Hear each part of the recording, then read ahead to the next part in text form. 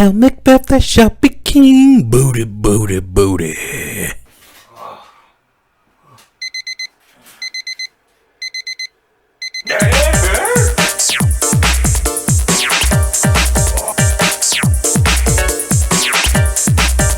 Welcome back to Underrated Movies. I'm your guy, I'm your man, that's a little bit better, Mr. Alton Henry. And today I'm going to talk to you about another film that I believe you should check out, which I just happened to watch for free on YouTube. And you can actually bring it from it. I think it's available also on HBO Max. I will be talking about and I will be recommending this film to you guys. Macbeth, another adaptation of the William Shakespeare story starring Michael Fassbender, Marion Cotillard, or Cotillard, Paddy Carradine, and Sheen Harris. It is really the tragic story of the character Macbeth, whom rises to power in a deceitful way, where you see him overcome guilt over his conquering of the throne, and you see the three witches that foresee him accomplishing this task, and you see him kind of go mad. And I have seen the Joel Coen version starring Denzel Washington. I'm not going to compare. I'm sure there's a bunch of videos about the two. And yeah, there are some differences. There's difference in tone, style, everything, with some similarities.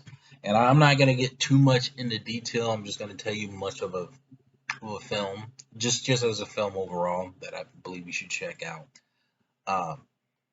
And it's really tough to say, because this is again another adaptation that really focuses on the Shakespearean dialogue, where it might be a little bit harder to decipher what's actually being said, who is saying who in translation.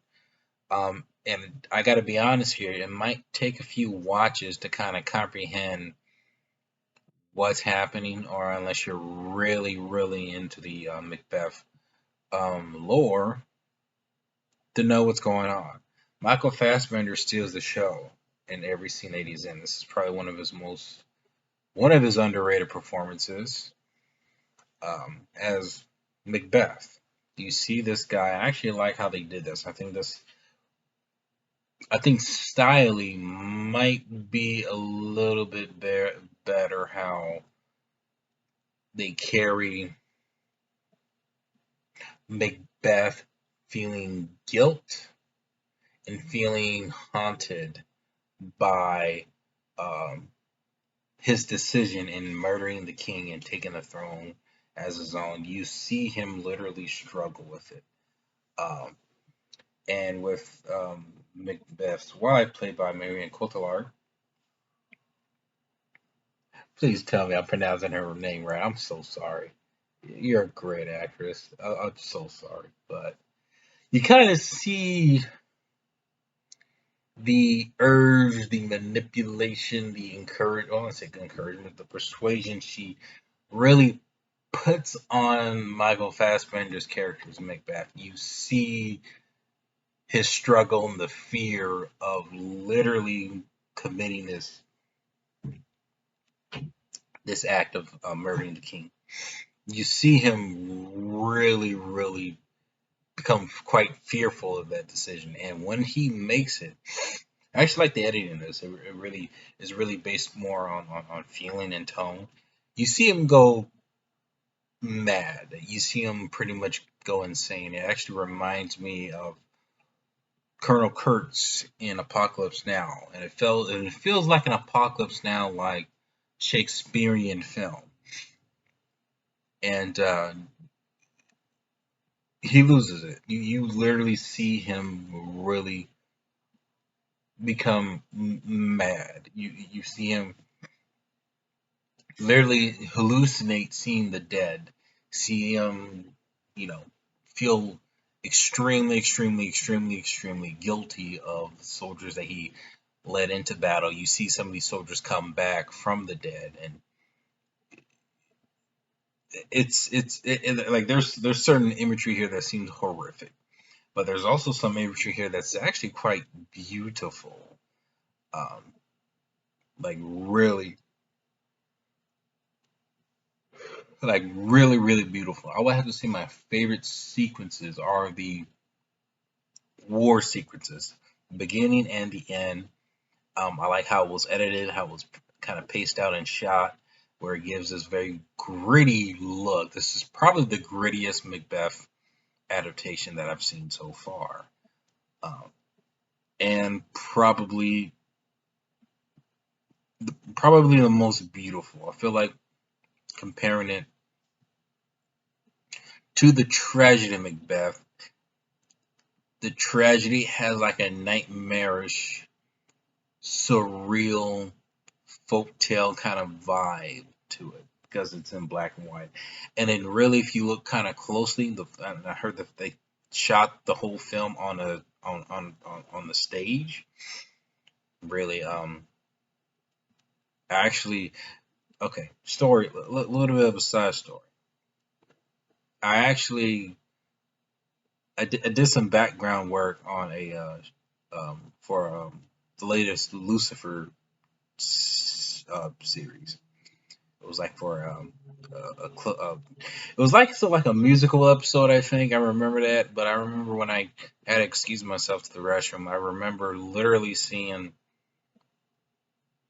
on the studio lot, WB lot, and I actually remember seeing Denzel and Joe Cohen talking, and I'm sure they were discussing their the tragedy of Macbeth. And yeah, I was starstruck.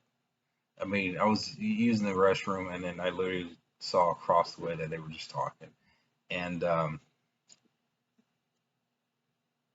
let's just say I took the moment to call out to Denzel's, and I finally got to meet him. I got to meet Denzel Washington. He asked me about if if I had married, if I had kids yet. I told him no, I don't have kids yet. It's like good man, good man, good man. Yeah, that changed yet.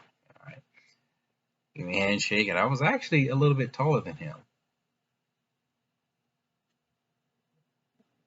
I'm actually surprised with that. Um, I'm sorry this deviated a little bit from you know Michael Fassbender's movie, but I think I might like this adaptation a little bit better after watching it. I think this is really the third time I watched it, um, and I think this is a film that would require multiple viewings to kind of just get everything. Because this is not an easy film to kind of comprehend. Um, I would really like if anybody was really a Michael Fassbender fan, I would really say you should watch this. His performance is unforgettable, very unforgettable. Uh, Marianne Cotillard, she's good. Um, what I really liked about this film, and I think was the direction that Justin Kurzel has taken with this movie. I haven't seen a lot of his work. I haven't really seen a lot of his work, but I can tell you this here is probably one of the most beautiful film I've seen in the 2010s. This movie came out in 2015. I actually remember seeing the poster on it when I used to go to the Tower Theater, and I've actually wanted to watch it. Man, I just at the time I I just didn't make time for it. But I can tell you this film is strikingly beautiful, and I really like to me that really stood out for me in this film. I really liked the the darker elements of this film, where you really start to get Macbeth to pretty much lose his mind when he overcomes with guilt. Where it actually feels like it's kind of in persuasion of manipulation, that Macbeth was manipulated into doing so and murdering the king. Uh, and you kind of feel like, I got the vibe from that just watching this movie, that he felt he was manipulated. You see him. There's actually quite a few scenes I really like, where the wife is constantly telling him they're trying to move on, and tries to do it peacefully. And there's a moment in here where he's in his chambers alone, well, with his wife, and he basically just fesses up in a way. He's like, "No, I cannot. What we've done was madness, and I could try to pretend it, but there's no way." And then you see, like, you can see, like, he mentions about seeing certain things in his mind that he just cannot, he cannot fully explain. And she's freaked out by it. She's freaked out by it. Uh, where you felt the intensity that he was going to snap, and it was actually kind of uncomfortable. And I actually like that moment in this film. Um, I do encourage anybody to check it out who's a Macbeth fan. But it's a challenging watch. Macbeth 2015. Have you seen it? Comment below. Let me know if you have, and let me know what is your favorite underrated movie.